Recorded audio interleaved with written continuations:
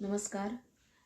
मराठी भाषेला अभिजात भाषेचा दर्जा मिळाला, परंतु आपण या मराठी भाषेची शक्ती, ऊर्जा अनुभवतोय का? हा एक अतिशय महत्त्वाचा प्रश्न आहे.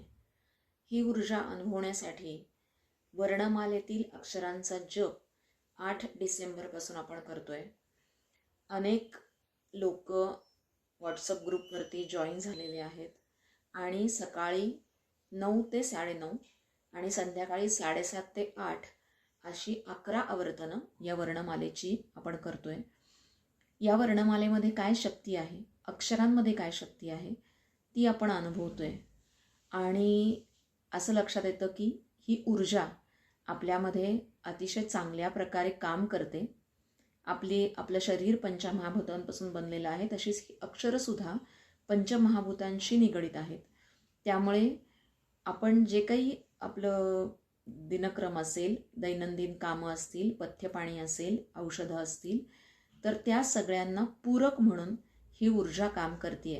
आणि जास्तीत जास्त आपण निरोगी कसे राहू यासाठीही अक्षरं आपल्याला पठणातून ऊर्जा देत आहेत. तर तुम्ही सगळ्यांनी सुद्धा तुमच्या सोयीने सकाळी आणि संध्याकाळी या वर्णमालेचा उच्चार करावा, त्याची ऊर्जा अनुभवावी असं मला वाटतं.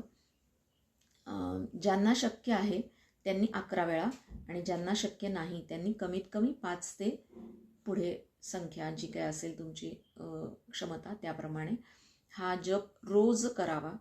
साधारणपणे 11 वर्तनांना अर्धा तास लागतो. जर व्यवस्थित आपला सराव झालेला असेल तर त्याला साधारण 20 ते 25 मिनिटंच लागतात.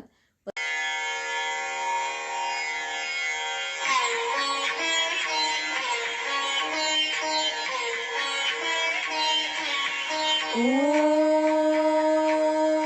अम आम ईम ईम ओम ओम रोम रोम रोम रोम एम ऐम ओम औम अम आहा कम खम गम घम ngम चम छम जम झम यम टम ठम डम ढम णम कम थम दम धम नम पम फम बम भम मम यम रम लं वम शम शम सम हम रम चम न्यम ओम